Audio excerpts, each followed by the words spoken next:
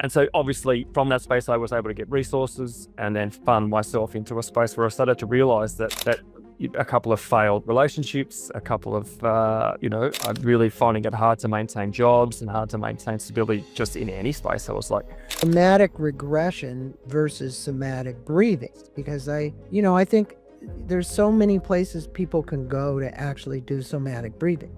I'm not certain there's a lot of places people can go to do somatic regression. Maybe you're going to prove that wrong. But if somebody became a client of yours, what would they experience? Getting through. And what was really the fundamental shift for me was the consistency in no ability to maintain a loving relationship or a decent connection to a job. And so every time that I would go into these spaces, I would just go off, I would just rest into these things and they would just disintegrate in front of me through no understanding of my own. And so I was then obviously seeing, okay, so I did, with the common denominator in this process of me, what is going on within my internal state that's actually creating all of these instances. So what kind of turned you from suppression to acceptance, and how did somatic regression get you in touch with the feeling such that acceptance was what you could do? In other words, oh, I'll accept this woman now. Oh, I'll accept this person now. Oh, I'll accept this situation in my life. Welcome to Inside Personal Growth Podcast. Deep dive with us as we unlock the secrets to personal development, empowering you to thrive. Here, growth isn't just a goal, it's a journey. Tune in, transform, and take your life to the next level by listening to just one of our podcasts. Well, welcome back to another episode of Inside Personal Growth. And joining me from, actually he's in one of the best parts of the world, Costa Rica, is Siamon Emery. And for my listeners, that's spelled Siamonemery. And his his platform or website is the same, Siamonemery. You can learn more about him. Hey, good day to you, Siamon. How are you doing? Hey, Greg, I'm doing amazing. Thank you. As we just quickly noted before we started this recording, the weather's about 75, a light, lovely breeze, and not a cloud in the sky. So, the days are certainly helping to keep a really good outlook on life sometimes in these places. It's great. Well, and tell our listeners, you obviously have a bit of an accent. Where are you originally from? And I think we ought to get that out right away. Not a problem. So I am from the amazing land of Down Under, from Sydney. I was born in Sydney specifically, and then we moved to southern Queensland, which is the town of the Gold Coast, which is where I grew up. Awesome. Well, and I want to let my listeners know that Siamon's website, when you go there, you'll see home about somatic regression. His way is somatic experiencing, which is different, he says, and we're going to differentiate that between somatic breathing. He says where individuals' ability to thrive is often rooted in understanding the body's response to stress and trauma. And Siamon stands as a beacon of both professional experience and personal triumph from this, which we'll get into. He had a harrowing childhood and an adolescence marred by profound adversity. But I'm going to let him kind of tell his story because that's what this podcast is about. So could you share your personal story and and really kind of what led you down this path of what you call on your website mental strength coach? And I think that, look, there's a lot of people out there that put themselves out as coaches. I'm not certain, some of them call themselves high performance coaches, and you call yourself a mental strength coach. So differentiate that and differentiate the somatic experience and speak with us about this adverse childhood experience. Fantastic. Well, that's where I'll start, Greg. Thank you. And thank you for the introduction and my opportunity to actually share with your listeners here too. So 1976, product of the 70s, probably as you can see by the A in my name, certainly was a different time to be alive. And both of my parents, my mother and my father, my mother being 19, my father being 24. My mother was second generation immigrant family, and my father was sort of, whilst he was indigenous, had some indigenous Australian heritage in his lineage as well. So we had there was some generational trauma that was already starting to appear within them. My mother falls pregnant to me at the age of 19. And my father at that stage had just started to find alcohol and drugs through the party Mm. scene. So we we lived in a surfing town called Cronulla in Sydney, and my father would often be in those drinking and alcohol scenes and party scenes of a weekend. And through just that scene there, and it being just the new drug on the scene, as it were, back in that day, everybody was trying it back then. And unfortunately, from my father's point of view and his disposition, he became hooked fairly quickly. And so through that period, uh, he was using pretty heavily as I was just about to be born. And from that point on, I was born clean. Actually, I wasn't born with an addiction, so I wasn't an opioid baby as you were. But not long after I was born, my mother started using as well. Oh my So goodness. and so then we moved to the city in Sydney, and we were basically living in destitute housing by the time I was 1 year old. So uh, what would you call it? It's like squatting, what we would call squatting there. So we were in an inner city space, squatting with no real resources, just fires in a fireplace, no electricity, no running water for a lot of it as a young, a little boy, and really just a life revolving around my parents using and searching and looking for drugs. And what kind of drugs were each of them? What kind of drugs So they were were each of them so using? they were intravenous drugs. They were opioids. Yes. So it was the first of the return when the return services come back from Vietnam into Australia. They brought a lot of opium from Vietnam into Australia. It was just this thing that was happening at the time, and so nobody had had any experience with it before in our country because it was so far away from everything. So But were it was your like parents pretty much absent for you as a child, meaning they were either strung out most of the time or, yes. you had a very difficult childhood. And Mm, mm. so did you see a lot of fighting and anger and all that going on and Yes, abuse? there was a lot of fighting. There was a lot of dysregulation. So there was a lot of inabilities for people to sit still at any one time. We were either looking for money to get drugs, going to get drugs, or using drugs. That was it. Mhm. That was my existence for that point in time. Not much about my needs were being met at all, if any, at all, outside of probably being fed and somewhat clothed. Luckily for me at that time, I had a very, very extended family as well. So I would spend periods of time at my grandmother's, and my mother had 6 sisters and 3 brothers. So I had a very large extended family Fortunately, space. fortunately for you. Yes. Yes. So that was the stability place that I would go to often. But obviously, them being my parents, they didn't necessarily want to leave me anywhere else and take me with them. And also at the time, and you got to remember too, they were also getting benefits for having me for being a child. And my mother was claiming, it was just they were organizing a system where they were getting money from the government for having me. So they didn't really want to let go of me that often because they were like, because they, doing welfare checks and like that, they would lose their benefits. So they were really Right. conscious about that. I was still a vessel for their, for their The finances yeah, for for them their to finances. so at some point, did all of this turmoil in your life result in you being influenced by drugs as an adolescent, or did you just stay completely clean Well, from having a the firsthand environment? experience, yeah, yes, having a firsthand experience of the effects of that drug and parentifying both of my parents. So watching, my parents stick needles in their arms and having to hold them and, and basically take care of them while they were using. That was the last thing I ever wanted to experience. It was like, I have a very clear fundamental understanding that this is not anywhere that I'm going, going in my life in that way. Well, Mm. the you know, sometimes good, sometimes bad, who knows? And I think the who knows here is the part for you, Simon, where you could either look at this as bad, Mm. which you said sometimes good, sometimes bad. The experience that you had with those parents really formed you into who you are today. And Yeah. and it's been quite a blessing. And that's really around somatic regression. And I think our listeners would really your coaching focuses on somatic regression.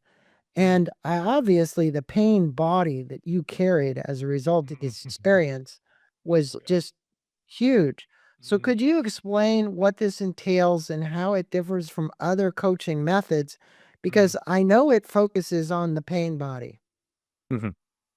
Okay, so as you imagine, so we'll just carry on just a little bit from that last conversation. So, by the time I was 5, my mother realized that life for her wasn't going to end in anything other than complete and utter, disarray and destruction.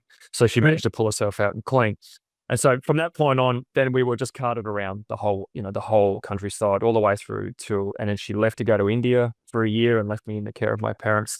Anyway, just more and more chaos and turmoil and indecision and inconsistency and love and connection throughout the whole experience, right through all the way. I'd say that was never there ever. Sometimes I look at my life and go, maybe when I was 17 and my uncle actually come and physically got me and moved me back into his house, and I stayed there for 3 years. That was some consistency as well.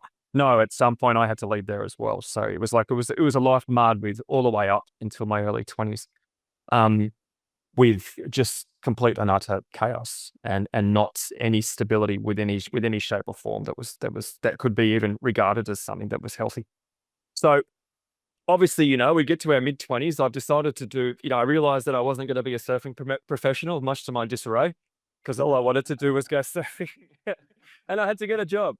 So, so I looked around at what all my contemporaries were doing in the surfing space, and everybody's were becoming contractors, getting trades. And so I decided to get a carpentry trade and then move into the construction business because it was quite easy at that stage and it paid quite well in Australia and it still does to this day.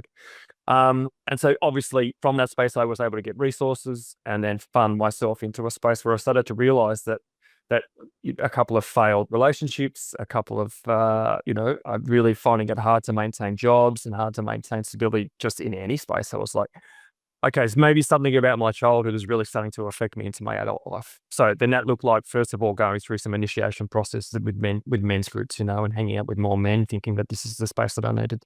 That progressed into psychotherapy and cognitive behavioral therapy. That also went into psychology and psychology, pathologizing my experience as well, and just trying to get a fundamental understanding of actually what was really going on with me, because even though all of those events were finished and I had made it to an adult and I was, for all intents and purposes, fairly whole, I didn't mind a beer every now and again. And sometimes, that was kind of took over my life. But it was never something that was out of control or that I didn't have full. Sometimes I would use it to suppress, but then I would just realize, I'm like, oh, what am I doing? No, this is something. And so, getting through, and what was really the fundamental shift for me was the consistency in no ability to maintain a loving relationship or a decent connection to a job. And so every time that I would go into these spaces, I would just go off, I would just rest into these things and they would just disintegrate in front of me through no understanding of my own. And so I was then obviously seeing, okay, so with the common denominator in this process of me, what is going on within my internal state that's actually creating all of these instances of disconnection and of not loved. And so this is where it began. And then I realized after all of those therapies, EMDR, EFT, so tapping, the emotional freedom technique, going to India and doing a degree in yogi sciences and living as basically a monk, an ascetic in an ashram in the north of India, in the murder capital of India, in Mongia, which is in Bihar state, right at the base of the Himalayas. And doing all of these, what I considered at the time really proactive and really, everything that was considered in my experience of these were all really proactive. These were all things that actually I could see tangible benefits coming from. And I'm like, okay, I'm getting a little bit more information here, but a little bit more information here. But the moment I went back into a space that was really triggering, say a relationship, so say a space where I was, feeling unsafe or not connected because of my childhood, all of my old coping mechanisms just dropped straight back in. And so that was the push away, that was the suppress, that was the deny myself, that was push everybody away in my existence. Also, so all self-sabotaging behavior. And it was so debilitating for me because as you can imagine, as a child of someone who's had such dysregulation, disconnection, all I really wanted was connection. Yeah, all I was searching for was really deep connection, and I searched through it through therapy. I searched through it through yoga. The literal meaning of yoga is union. Yeah, union with self. And so I was there trying to meditate and trying to, I went to different seminars. Go to Dispenza seminars. I went to like 3 of those. I followed Tony Robbins. I followed a few more, thought leaders in that space. And then finally, I was at work and I was able to have airphones in at the time because I was running my own company. I really just started to look around myself and who was having the similar experiences in the way that they were expressing themselves in a therapy space. So like YouTube was a beautiful resource for me in my late 30s, and just looking at all the different videos. And then I come across Dr. Gabor Mate and then him talking about the effects of drug use, because obviously I was trying to rationalize, or at least try and understand what was going on for my parents at the time. And then witnessing that I was actually paralleling their lives as well. And actually understanding as I was listening to him that I had actually inherited not only, the genes of my parents, but I'd inherited for the most part, their central nervous system, their nervous system. So their fight or flight fawn response. And so that was integral to the understanding of how I would move forward with that. And so then Dr. Gabor Mate led through into Dr. Peter Levine, which Dr. Peter Levine, if you're not aware, Dr. Peter has studied somatic expression and somatic resourcing since the 70s. I think he started doing this. And so he's written numerous books on the ability for people to actually use a body held situation or experience as a way to bring a hypervigilant state or a hyper dysregulated state in the CNS, in the central nervous system. And so I'm looking at his experiences. Then also extending that then. So, kind of as I opened up one door, these next door that were relevant for each of these spaces started to open. Right. And the beauty of the algorithm for me, because we talk about how bad the algorithm can be in some of these social media platforms, right? But if you keep seeing that algorithm. So did you study under him, Simon? Is that, in other words, did he offer a course or No, something? Or were you no. You just learned all this on your own? Yeah. So I took I actively went in, because I feel still to this day, I find it very hard to read books. I find it very hard to sit still and read books. And not only I can sit still, not a problem, but it's that you're actually taking information off a page. And so for me, what was the of most benefit was actually just watching the videos and then replicating what they were saying, because I was taking it in very quickly and replicating it. So I absorbed everything I could of both of those people's resources that they had, online resources and also, YouTube videos and any other resources that they had. Then that led to, yes, sorry. So explain to the listeners, now that you've gotten us this far in the story, somatic regression versus somatic breathing, because I think there's so many places people can go to actually do somatic breathing. I'm not certain there's a lot of places people can go to do somatic regression. Maybe you're going to prove that wrong. But if somebody became a client of yours, what would they experience?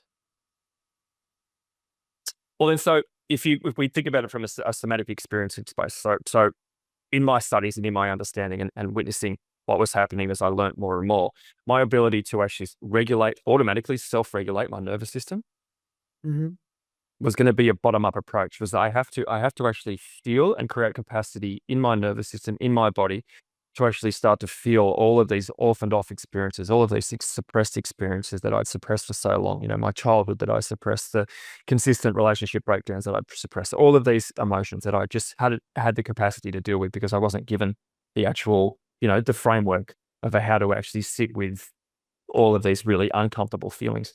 And so this is as I said, this is the thing. I went and did breath work and I did some somatic experiencing. And so what was happening for me was, as I was identifying in my body how it was starting to calm me in different spaces, it wasn't anything that really stuck.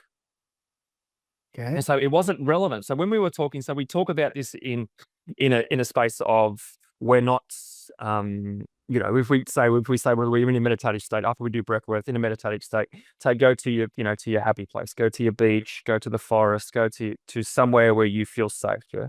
Right. And so whilst I could do that in a moment, that wasn't something that I was able to actually automatically bring on board when I was starting to rise up into a dysregulated state again, if I was triggered in any one in any separate space. Might I ask you a question? because you use this term 3 times. And I'm wondering, just from a deeper element, the why behind the suppression must have been the pain. Mm. So you said suppress, and you used your hands, suppress, suppress, suppress, right? And when I think of the word suppression, the word to explain what it is that you did, it's like you pushed it away. So you pushed away relationships that you thought you wanted to have in your life. You made it so that people couldn't have relationships with you, let's put it that way, or they didn't work out, or they ended up in disaster. What have you done?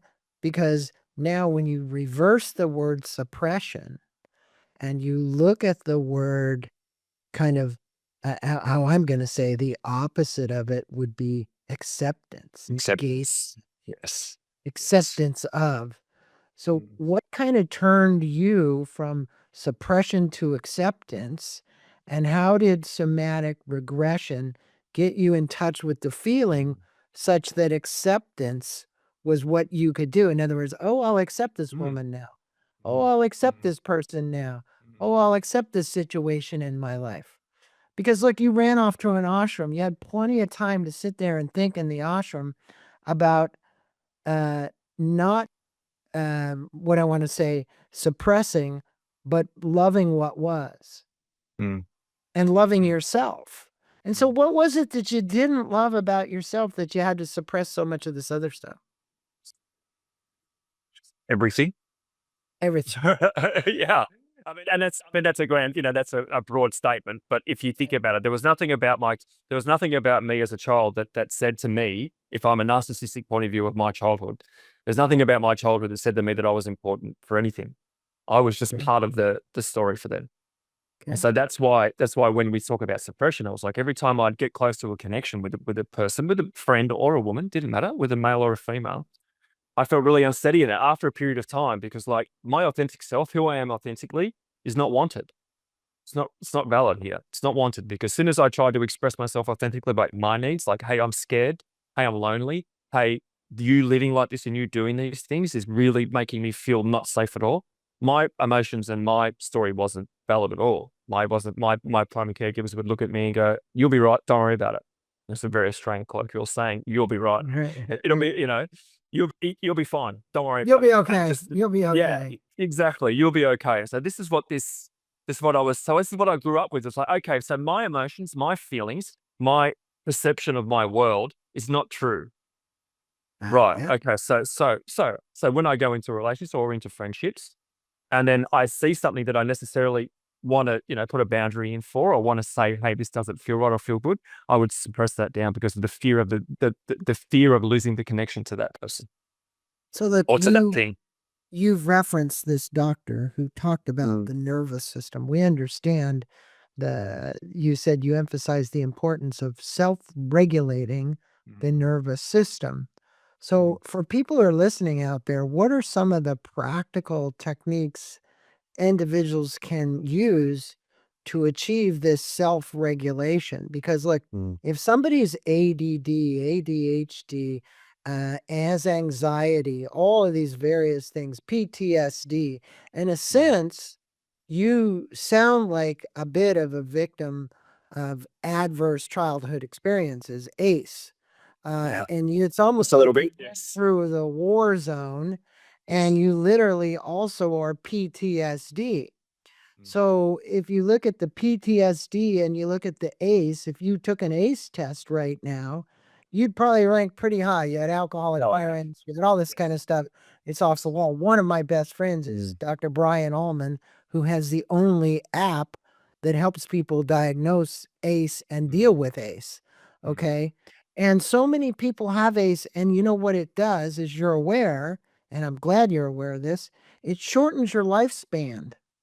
So somebody with high registration on ACE has a far greater risk of dying earlier than somebody who doesn't. So I'm glad you found something to self-regulate the nervous system, but could you integrate a story in as to a client you worked with, how you helped them, and then really kind of how you helped yourself? Because I think that's how these listeners learn. Sure. So we'll start with the client first. So, well, maybe actually we should start with the self first, because I think that's what leads in, because this is where where it starts at, and then this is that I can branch it out from there. Okay.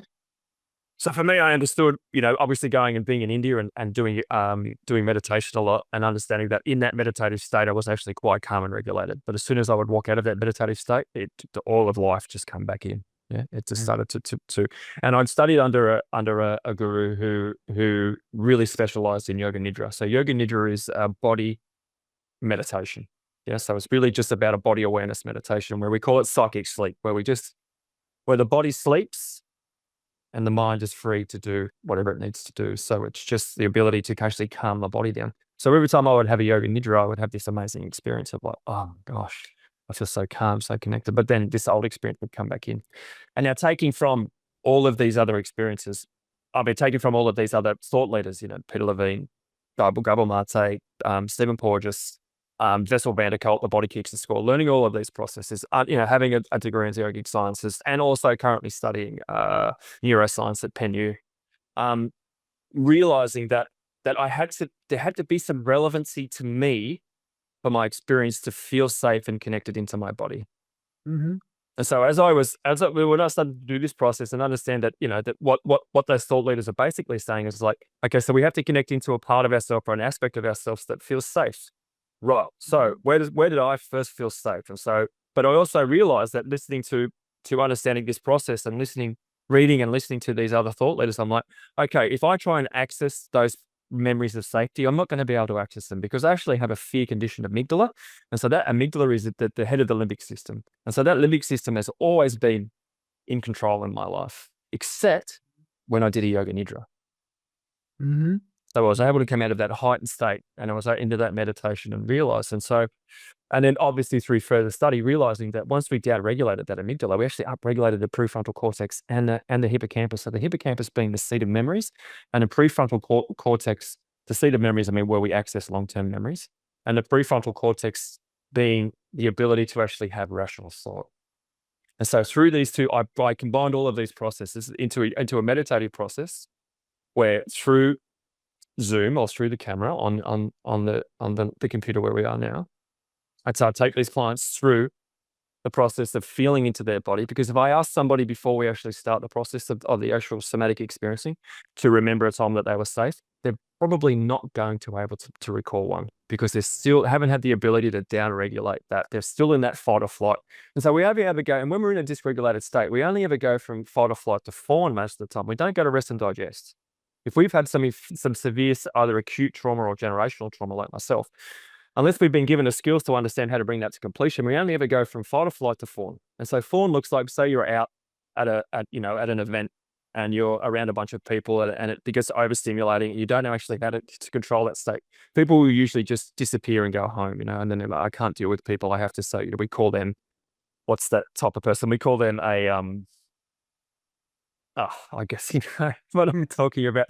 Not a recluse. We call them introvert. Sorry, that's what I'm looking for. So if we look at these introvert people and these experiences, this is an inability to actually regulate your nervous system in the moment, and you're actually, as you're starting to be in spaces where it's starting to dysregulate you become more and more dysregulated, and you go into a fawn state, which means you can't actually connect in with those spaces anymore.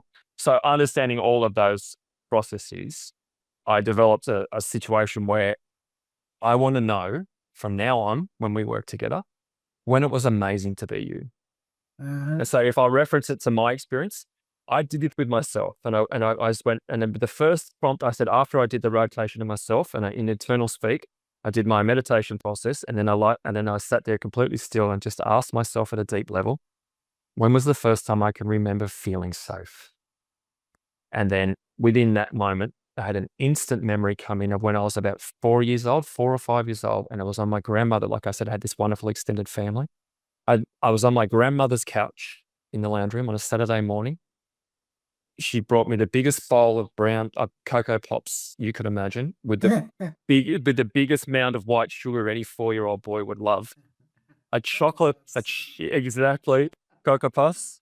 A glass of chocolate milk, massive big glass which also had sugar in it that she dissolved, because she was German, so that sugar was all about sugar.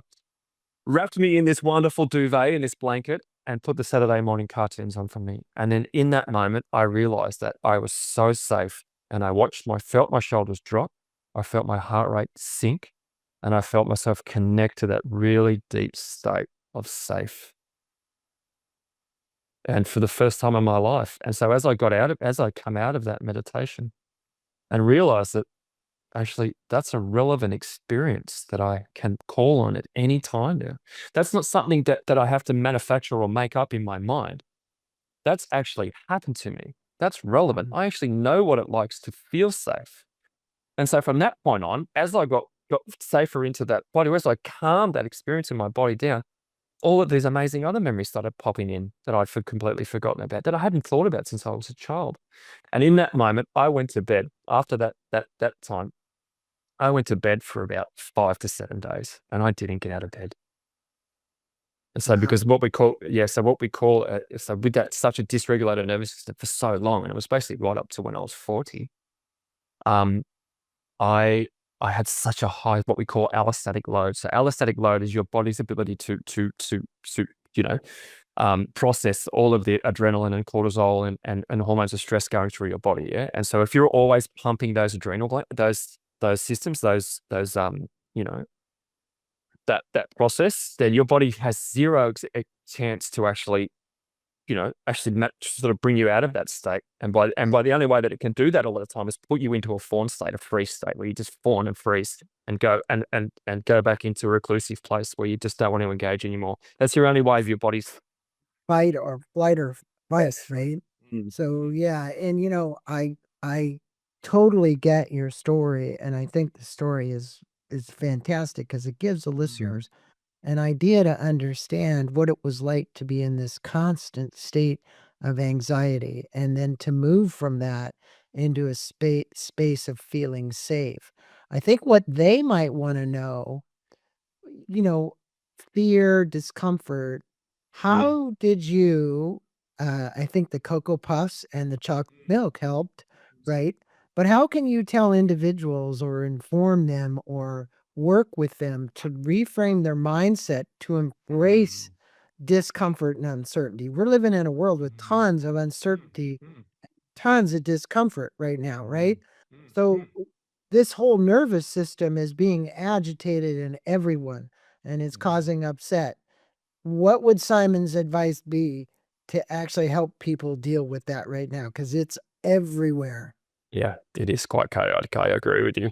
Um, I guess just what's happening at the moment is, and what I'm witnessing is that people are much more identifying with a world that's not safe than they are with a world that is safe. So that's actually a survival drive that's happening right there. So if we think about it from a core, like from an evolutionary standpoint of view, if our environment's not safe, we engage those unsafe mechanisms. We engage that fight or flight, that limbic system comes right on board then, and we're basically coming from we've down-regulated that prefrontal cortex. We don't really have access to rational thought. We're not using memories of safety because they're not relevant. So all we're looking for people in our community who can help us to feel safe, because right in that moment, we don't have relevancy of safety. Right. And so then usually the people who can say the right things in that moment will actually gain our trust, whoever that may be. And so for me in this moment, we have to remind ourselves, and I had to do this constantly, and I know it's almost counterintuitive sometimes, yeah, to say this, but I'm going to say it here. We were never not safe. We were never not wanted. We were always safe. We were always loved. We were always loved. And we were just given versions of not being loved from people who didn't know how to be any better themselves. So they were doing their best with what they could at that time. And so I depersonalized the experience then. I chose to say to myself, in my life, my life means that I get to choose now, because you know what? I have an experience where I can reframe it. So if I'm going to reframe it, if I'm going to sit here and say, okay, my life's been traumatic as all hell, and there's nothing in this space today. The trajectory for someone with my type of childhood was using, jail, dead. Those three, an addict, jail, or dead. That's it. That's, not many people make it out of a childhood like mine. Right. So And this so, inner resources, I mean, look, you've built a resources within inside yourself. Talk about building inner resources, that's and, correct. and that it's crucial, right? This isn't optional, it's crucial. So anybody faced with this issue, whether they believe that they're calm and collected or not, having these resources available is important. So somatic regression, Mm. what can I learn from what my body is telling me, and how do I learn it? And when I do learn it, how do I reverse the pattern that I've gotten into as a result of allowing the mind to take over those neural pathways that got me there? Because they're firing and wired they're like hardwired and hard fire. It's like, look, you were a contractor. Hey, Yes. you got a positive and a negative. You put in an Mm. electrical plate, and the only way you can constantly have electricity coming through there is if you've got a positive or a negative, right? Mm. And a neutral that's supposed to be grounding things. And I think the challenge is, and maybe this is a weird example, but I think a lot of people forgot about the ground. Mm. Okay. And what they got to realize is it's AB ground. If you don't Mm. have the ground, the fucking thing's not going to work. You're all up here. You're all up here. You got And nothing all to do it's with your gonna, body. You're all neck up. that's right. And it's going to burn up. Mm. Just like it would do if you put the socket in without the ground, frequently you would burn the wires up, right?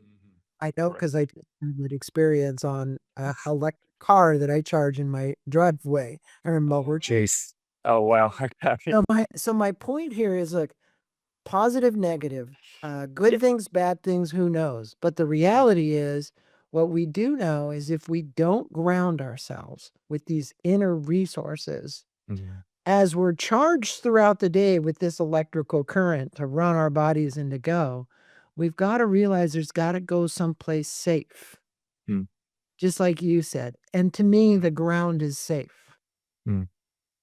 So how would you kind of put that to the listeners out there? All right. So in my experience, what I was creating in my life was some form of safety, right? So I was constantly creating, going, okay, I need to get A, B, C. So I need to get a good job. I need to get a wife. I need to get a car. I need to get a house. I need to get all of these external things. And I've got to keep going. I've got to keep going. This is going to create safety in my life. This is going to create a foundation of safety I can control, right?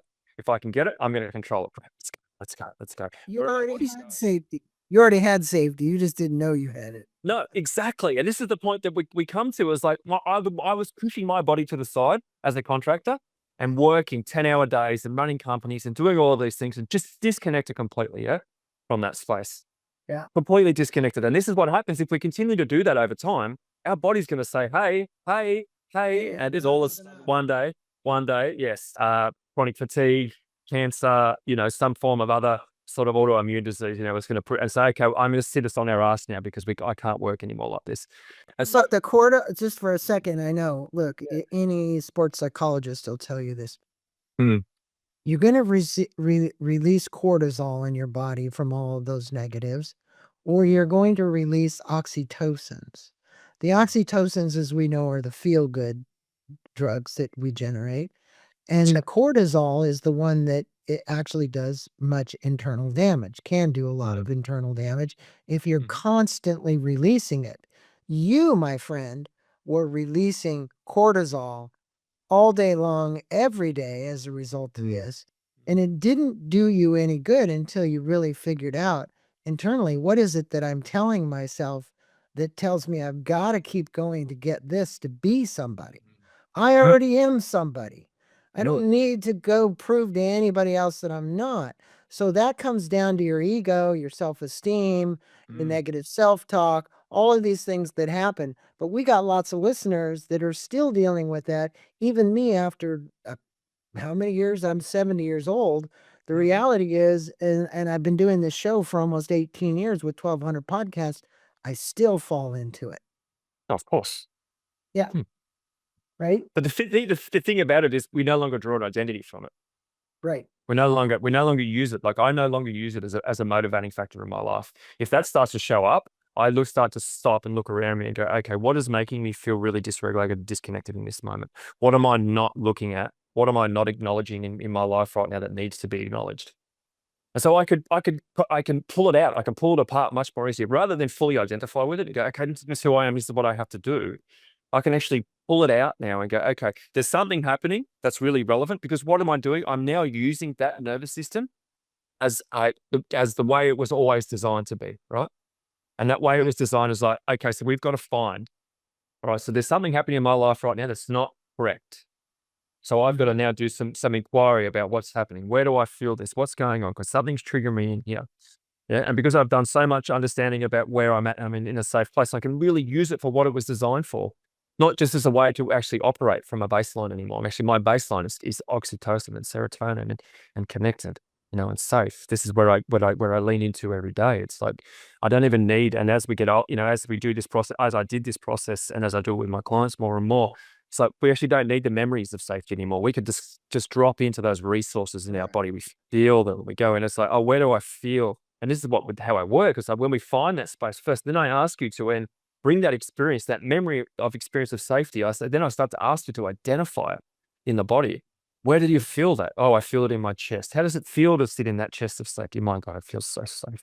What's the sensation? Can we give it out of 10, how safe do you feel? Can we give it a color? Can you feel that color start to expand right through your body? So we give it a relevancy, the experience, we give a relevancy to our body experience, and it calms us out of that state. And then when we go back up into that state after a period of time of actually being able to regulate ourselves automatically, when we get back up in that state, then we can really take a good look around us and go, oh yeah, this is really relevant for this point in time. Absolutely. Oh my God, yes. I've got bills coming up at the end of this month that I'm not sure how I'm going to pay. Okay, let's pay attention to that rather than stick. And we have the capacity then to sit with that nervous system state because we've calmed it down. We have zero, our allostatic load is really low. We don't have a fear of actually falling in those really dysregulating places, right? Because we never had an experience. We were never, well, for me anyway, I wasn't, my experience of unsafe wasn't, or dysregulation wasn't validated. So as an adult now, as the adult, I'm the adult to those versions of myself who was a little boy who didn't feel safe. And so so that little boy still comes to me going, I'm really unsafe. I'm not sure about what you're doing here. It doesn't look good. And then I have to hold him in my chest or in my heart or in part of my body and go, it's okay. It's okay. It's okay. And so that remembering. It's a remembering, it's the Cocoa Puffs and chocolate milk. Yeah, That's what absolutely. gave you that feeling. And you have spoken about at your website helping people become unbreakable. Mm. Now, that's an interesting term because, are we unbreakable or do we have the ability to bend and flux? Okay. Wow. So, and I think what you teach people to do, this is my personal opinion, is to allow them to be bent, but to go back to whatever it is. So can I be flexible? Can I maneuver? Can I move around this? And can I do it with grace and ease and acceptance such that I'm not stressing my body by what it is that's making me bend? Mm. Okay. So I know people speak about yoga and yoga moves and doing your kriyas and, all the things that you've done, right? To Mm. bring in a higher power, which that higher power helps us through. Hey, there's nothing wrong with gratefulness every morning, a good yoga practice, all of that stuff. Because when you add that to what Simon you teach, it Mm. really brings somebody to go and be flexed, Mm. right? Absolutely. Boom. Mm. And then Mm. to come back and be resilient. And Because you're a super resilient guy. I can say that already. I mean, I can see it in you. You've been bent every which way from loose. yes. And the reality is that you've survived. Oh, I'm And striving. I would say I'm striving, Greg. yeah. So, Yeah, yeah. you are. So in kind of wrapping this up for all the listeners that are out there right now looking at somatic regression or looking at your website, which I really believe, look, for everybody who's out there, it's really easy. You can make appointment with him, you can get mentoring, there's an FQA, there's a Mm. contact. He's approved training provider for International Institute for Complementary Therapist. Mhm. He has a yoga certification. This is the guy you want to go to. This is the guy when you're Mm. being bent and you can't get back to where you'd like to be. let Simon help you with somatic regression to get there. You can learn all about it. You can just book a consultation right there. He's even got a free consultation, by the way. So he's willing to do a free consultation with you. The website does a fantastic job, by the way, Simon, of letting people know what this is all about. So if you were to leave my listeners with just one big point here Mm. that they could take away and either contact you or say, hey, great, I get it. I'm going to go watch some videos, right? Like you did. I'm going to go to YouTube and watch this Joe or that Joe or this guy or whatever. What would you tell them? I'll tell them, and this is how I end up all of these talks, and I will continue for the rest of the time I do this, is healing, wholeness, and fullness of life is available to all of us, regardless of any experience that we've had, whether it be an acute trauma where we have some PTSD, whether it be generational, whether it be childhood. All of us have the experience, have the available experience of feeling whole, and being loved and seen by the most important person in the world, by yourself. And when we have that love and connection, we require nothing else. Well, I just did an interview not that long ago with Ken Wilber on finding radical wholeness. And, he had a Satori experience at the age of 16. Not many people have those that young, and then a lot of people never have them. But the reality is, when you're one with everything, and you listen to Simon or you listen to one of my other podcasts with Ken Wilber about finding radical wholeness, you'll get what Simon's talking about. And I would encourage all of my listeners definitely go to this website. It says, make change our greatest ally and become unbreakable. That's the heading at the website. So I want to thank you for being on the podcast and sharing your personal story. Man, I mean, that in itself is a teaching lesson for anybody out there listening to a podcast. And also how you overcame that. I think for me, the big turning point is at 4 years old when your grandmother gave you the Cocoa Puffs and the milk so you could find safety. And I think for most of our people today that are out there, Simon, they're looking for a way in this uncertain world to feel safe. And if you have to go get a bowl of Cocoa Puffs and a glass of chocolate milk to make you feel safe, go do it. Fuck the diet. Go get it, right? Get yourself a candy bar. Get you whatever you might need. You'll still be okay tomorrow. So there you go. Or just, yeah, exactly. Just relive that experience from your childhood that brought you so much joy. Have a look at there. What used to bring you joy? Yeah. Was it going out riding on your BMX bike, or was it, Yeah. playing catch with your buddies? Like, why don't go and re-experience that and maybe give yourself a little bit of respite, and it's going to be okay. Yes. Respite is right. Respite is the word. That's where you feel safe. Simon, thanks for being on the show. Namaste to you, my friend. Thank you so much for what you said and your experience and sharing it with our listeners. Fantastic to join you on this wonderful podcast that you have, Greg. Thank you so much.